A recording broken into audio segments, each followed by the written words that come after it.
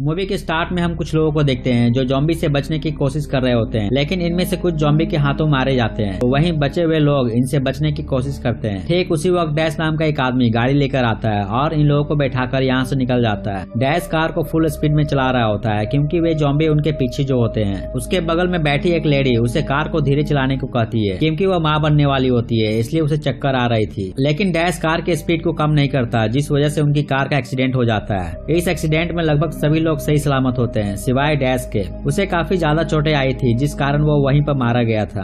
और वे जॉम्बी भी वहाँ पहुंच चुके होते हैं। वे इन लोगों पर अटैक कर देते हैं। वो लेडी इनसे बच निकलती है और इनकी नजरों से दूर चली जाती है। इस शहर के पास ही में कुछ आइलैंड मौजूद होते हैं जिसमें से एक आइलैंड पर उन जॉम्बी से बचकर कुछ लोग रह रहे होते हैं। यहीं पर हम लीन और ऐश को देखते हैं जो इस वक्त डॉक्टर रेनॉल्ड की वीडियो को देख रहे होते हैं। डॉक्टर रेनॉल्ड अपने इस वीडियो में बताते हैं कि उसने जॉम्बी के इन्फेक्शन को रोकने के लिए वैक्सीन को तैयार कर लिया है और उसने इस मेडिसिन को अपने पेट्स पर इस्तेमाल करके देख चुका है, जिसमें वो सफल भी हो चुका है। लीन प्रोफेशन से एक बायोलॉजिस्ट होती है और यहीं पर उसका फ्रेंड हेल्पन भी होता है जो उसे वैक्सीन बनाने में मदद कर रहा होता है। लेकिन अभी तक ये लोग इन्फेक्शन को रोकने के लिए कोई वैक्सीन तैयार नहीं कर पाए थे। डॉक्टर हेल्पन बताता है कि ये इन्फेक्शन बहुत तेजी से फैलती है, लगभग 40 सेकंड में ये लोगों पर अपना कंट्रोल कर लेती है, इसलिए हमें इसकी एंटीडोट बनाने में कुछ और वक्त लग सकता है। इसके लिए भी उन्हें कुछ और जॉम्बी की डेड बॉडी की जरूरत होती है, मगर यहाँ पर मौजूद कुछ लोगों ने टेस्टिंग वाली जॉम्बीज की डेड बॉडी को रात के वक्त जला दिया होता है। उन बॉडी को जलाने वाले कैस्पियन, काइल और मार्शल होते हैं क्योंकि वे किसी भी तरह का कोई खतरा मोल लेना नहीं चाहते थे।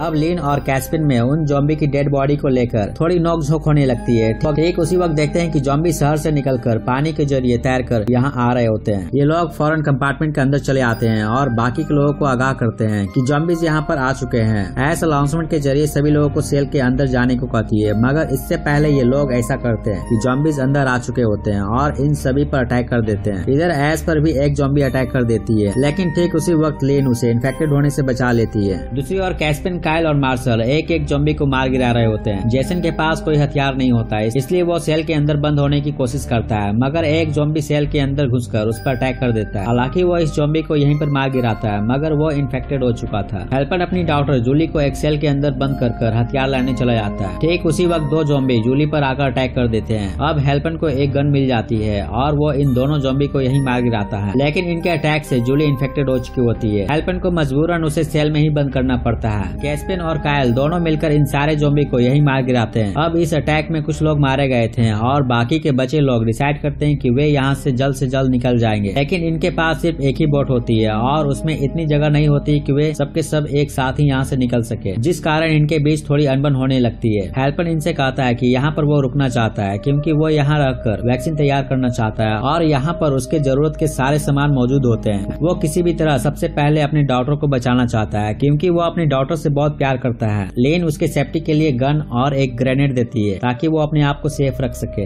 अब रात के वक्त ये सारे लोग यहाँ से निकलने की कोशिश करते हैं। वे जॉम्बी अभी भी तैर कर यहाँ पर आ रहे होते हैं। वे किसी तरह उनसे बचकर यहाँ से निकल जाते हैं। ऐश को पानी में किसी तरह की हलचल दिखाई देती है। सब लोगों को ये लगता है कि शायद कोई बड़ी मछली हो, मगर ऐसा नहीं था, वो जॉम्बी होते हैं और जॉन की सिस्टर चिल को पानी के अंदर खींच लेते हैं, जिसके बाद कैस्पियन और काइल इन जॉम्बी को यहीं शूट कर मार गिराते हैं। अब अगली सुबह ये लोग एक दूसरे आइलैंड पर पहुंच जाते हैं। वे अपने साथ कुछ खाने की सामान को भी लाए थे, मगर जॉम्बी के अटैक से वे सारे बर्बाद हो चुके थे। अब इनके पास खाने के लिए कुछ भी नहीं होता। इन्हें यहाँ एक गाड़ी दिखाई देती है, मगर उसमें बैटरी नहीं होती। कैस्पियन डिसाइड करता है कि वे सबसे पहले एक सेफ प्लेस को ढूंढेंगे, लेकिन लीन डॉक्टर रेनॉल्ड को ढूंढना चाहती है क्योंकि उसने इन्फेक्शन को रोकने के लिए वैक्सीन तैयार कर ली थी। कुछ लोग लिम के रास्ते पर जाने का डिसाइड करते हैं तो कुछ कैस्पियन के साथ। यहाँ पर ये लोग दो ग्रुप में बढ़ जाते हैं। दूसरी ओर हेल्पन वैक्सीन को बनाने में लगा होता है, लेकिन उसे अभी तक कोई कामयाबी नहीं मिली थी। इसके बाद वो जिंदा जॉम्बी के बॉडी पार्ट्स के जरिए रिसर्च करने की सोचता है। वो सेल में बंद जेसन के पास जाता है जो अब जॉम्बी बन चुका होता है। वो देखता है कि जेसन के हाथ में इलेक्ट्रॉनिक मशीन लगे होने के कारण उसका वो हाथ इन्फेक्टेड नहीं हुआ है। खैर वो जेसन की थोड़ी बॉडी पार्ट्स को ले लेता है और अपनी रिसर्च में जुड़ जाता है। दूसरी ओर हम कैस्पियन, काइल और एक और कपल को देखते हैं जो एक बंगले के पास पहुंचते हैं। इन्हें यहाँ कोई दिखाई नहीं देता, ये बिल्कुल खाली होता है। कैस्पियन इन लोगों को 5 मिनट का वक्त देता है कि यहाँ जरूरत के जो भी सामान मिले वो अपने साथ ले ले, जिसके बाद वे पूरे घर को छानने लगते हैं। ब्रायन को बिस्किट का एक पैकेट मिलती है, मगर अफसोस उसे चूहे खा रहे थे। घर के किचन के कोने में हम एक जॉम्बी को बैठे देखते हैं। ये लोग अभी तक इससे अनजान होते हैं। कैस्पियन को वाइन की एक बोतल मिलती है, लेकिन ठीक उसी वक्त वो जॉम्बी आकर उस पर अटैक कर देती है। इधर वो ऑल कपल एक दूसरे कमरे में बड़े आराम से बैठे होते हैं। यहाँ पर ब्रायन को थोड़ा शक होता है कि शायद यहाँ पर कुछ गड़बड़ है। वो किचन की तरफ जाता है जहाँ उसकी नजर जॉम्बी पर पड़ती है। वो जॉम्बी ब्रायन पर भी अटैक कर देती है। अब कैस्पिन भी जॉम्बी बन चुका होता है और वह उस ओल्ड लेडी पर अटैक कर देता है। वो लेडी जॉम्बी बनना नहीं चाहती है, इसलिए वो अपने आप को शूट कर लेती है। इधर ग्राउंड फ्लोर में काइल को एक कार मिलती है जिसे वो स्टार्ट करके चेक करता है और वो स्टार्ट भी हो जाती है। ये बात बताने के लिए काइल कैस्पिन के पास जाता है, मगर वो अब जॉम्बी बन चुका होता है और वो काइल पर अटैक करने की कोशिश करता है, जिस पर काइल को मजबूरन कैस्पिन को मारना पड़ता है। इससे पहले और जॉम्बी वहाँ पहुँचते कि काइल कार को लेकर वहाँ से निकल जाता है। इधर हम लीन, एस, मार्शल और जॉन को देखते हैं जो इस वक्त एक ब्रिज के ऊपर होते हैं। यहाँ इन्हें ढेर सारी गाड़ियाँ खड़ी दिखाई देती है। जॉन इन गाड़ियों में खाना ढूंढता है। संयोगवश उसे ब्रेड का एक टुकड़ा मिल जाता है। यहीं पर लीन को पता चलता है कि मार्शल उसे चाहता है, इसलिए वो अपने ग्रुप को छोड़कर उसके साथ आया होता है। उसी वक्त जॉन इन्हें आवाज देता है, ये दिखाने के लिए कि जॉम्बी ब्रिज के जरिए ऊपर आ रहे हैं। देखते ही देखते वहाँ ढेर सारे जॉम्बी जमा हो जाते हैं। जॉन अपने आप को एक कार में बंद कर लेता है। मार्शल और लीन इन जॉम्बी को शूट करने लगता है, लेकिन इनकी संख्या काफी ज्यादा होती है, इसलिए मार्शल एक कार में बैठ जाता है।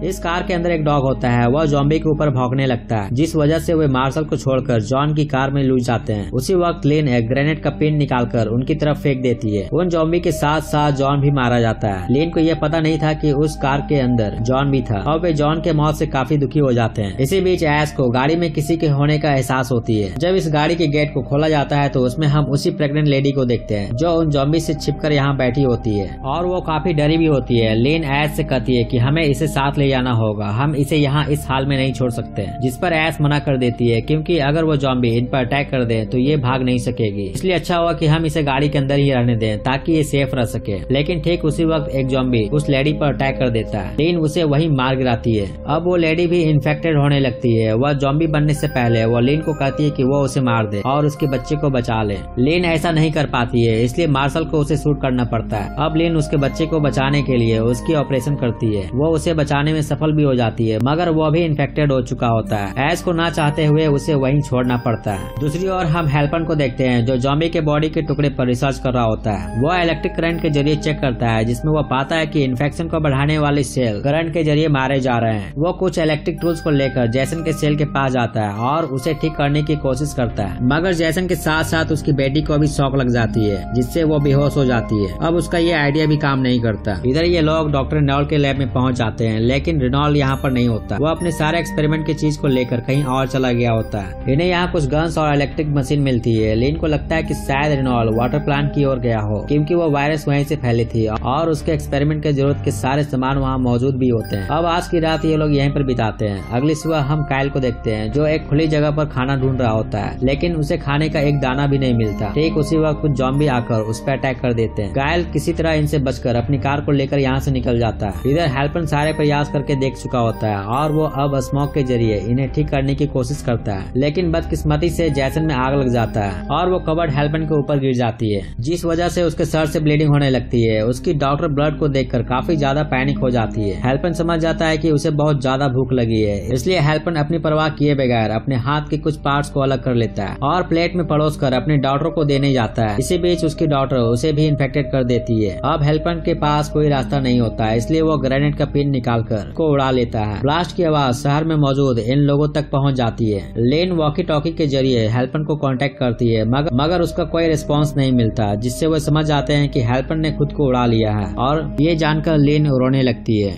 ठीक उसी वक्त वहाँ ढेर सारे ज़ॉम्बी आ जाते हैं और उन्हें चारों तरफ से घेर लेते हैं, जिसके बाद ये लोग इन ज़ॉम्बी को शूट करने लगते हैं और कई सारे ज़ॉम्बी को यहीं मार गिराते हैं, लेकिन इनकी संख्या काफी ज्यादा होती है। इसी बीच काइल गाड़ी लेकर आता है और इन लोगों को लेकर यहाँ से निकल जाता है। अब कुछ देर बाद वे एक शहर में चले आते हैं। यहाँ उनकी गाड़ी थोड़ी खराब हो जाती है, जिसे मार्शल ठीक करने लगता है। काइल और एस एक बस के अंदर बैठे होते हैं। एस को लगता है कि बाकी लोगों की तरह वे भी मारी जाएगी। काइल उसे बहुत समझाता है। वह उससे कहता है कि वो उसका ख्याल रखेगा और वो आखिरी सांस तक उसके साथ रहेगा। एस को नहीं लगता कि वह बच पाएगी। वह उस ओवरब्रिज वाली एक्सीडेंट को लेकर काफी शॉक्ड रहती है, क्योंकि वह भी माँ बनने वाली होती है और वो नहीं चाहती कि वो एक ज़ॉम्बी को जन्म दे। इसलिए वो बस को ले जाकर दूसरे वैन में टक्कर मार देती है, जिससे उसमें आग लग जाती है और वो वहीं पर पर मारी जाती है। अब इनका एक और साथी चल बसा था। इसके बाद बचे लोग वाटर टैंक की ओर निकल जाते हैं। रास्ते में लिन कार को एक पुलिस स्टेशन के पास रुकवाती है ताकि उन्हें यहाँ कोई हथियार मिल जाए। स्टेशन के अंदर एक ऑफिसर लड़का मिलता है जो अब ज़ॉम्बी बन चुका होता है। लिन उसे वहीं पर शूट कर देती है। इसके बाद ये लोग गन्स को ढूंढने लगते हैं। काफी ढूंढने के बाद इन्हें कुछ गन्स मिल जाती है। अब पूरी तैयारी के साथ ये लोग यहाँ से निकल रहे होते हैं। इसी बीच कुछ ज़ॉम्बी इन पर अटैक कर देते हैं जिन्हें वे मारते हुए निकल जाते हैं। अब कुछ देर बाद वे वाटर प्लांट में पहुंच जाते हैं। इन्हें यहाँ कुछ आवाजें सुनाई देती है जो ऊपर की फ्लोर से आ रही होती है। ये लोग धीरे धीरे ऊपर की तरफ जाते हैं मगर ज़ॉम्बी यहाँ भी होते हैं और वे इन लोगों पर अटैक कर देते हैं। इन्हें मारकर ये लोग ऊपर चले जाते हैं पर यहाँ भी ढेर सारे ज़ॉम्बी भरे होते हैं। वे इन्हें चारों तरफ से घेर लेते हैं। इनकी गोली से पानी का एक पाइप फट जाती है। कायल इलेक्ट्रॉनिक मशीन को अपने साथ लेकर आया होता है। वह एक ज़ॉम्बी को करंट लगाता है जिससे वहाँ मौजूद सारे ज़ॉम्बी मारे जाते हैं। इसके बाद वे उसी कमरे के पास जाते हैं जहाँ से वो साउंड निकल रही होती है और डॉक्टर रेनॉल्ड भी इसी कमरे में होते हैं। वे दरवाजे को खोलकर इन्हें अंदर कर लेते हैं। लिन डॉक्टर रेनॉल्ड से कहती है कि मुझे आपके वीडियो के जरिए पता चला कि आपने इन्फेक्शन को रोकने के लिए वैक्सीन को तैयार कर ली है। जिस पर वो कहता है कि तुमने ठीक सुना है, मैंने तो वो वैक्सीन तैयार कर ली है लेकिन मैंने अभी तक किसी इंसान पर टेस्ट नहीं किया है। हालांकि मैं इसे अपने पेट्स पर इस्तेमाल किया है जिसमें इन्फेक्शन को रोकने में ये काफी सफल भी रहा। उसी वक्त देखते हैं कि ज़ॉम्बी उनकी तरफ आ रहे होते हैं। लिन फौरन सबको यहाँ से निकल जाने को कहती है जिस पर रेनॉल्ड कहता है कि हमें नीचे जाने से अच्छा होगा कि ऊपर जाना चाहिए क्योंकि इस बिल्डिंग के टॉप पर एक प्राइवेट हेलीकॉप्टर है बशर्ते मुझे उड़ाना नहीं आता। मार्शल एक पायलट ही होता है, वह उसे उड़ाने की जिम्मेदारी लेता है लेकिन ठीक उसी वक्त खिड़की के जरिए मार्शल पर एक ज़ॉम्बी अटैक कर देता है और उसकी हाथ को इन्फेक्टेड कर देता है। मार्शल लिन को फौरन अपने उस हाथ को काटकर अलग करने को कहता है। इसके बाद रेनॉल्ड उसकी हाथ को अलग कर देता है, फिर उसे अपनी बनाई हुई वैक्सीन को लगा देता है और उसकी जख्मों को जला भी देता है। अब पीछे के रास्ते वे बिल्डिंग के टॉप पर पहुंच जाते हैं। वे हेलीकॉप्टर के अंदर बैठ जाते हैं। इसी बीच कायल को ज़ॉम्बी के हाथों खरोच लग जाती है। रेनॉल्ड फौरन उसे वैक्सीन लगा देता है। इसके साथ साथ वो लिन और मार्शल को भी लगा देता है और यहाँ से निकल जाता है। इसी के साथ ये मूवी यहीं समाप्त हो जाती है।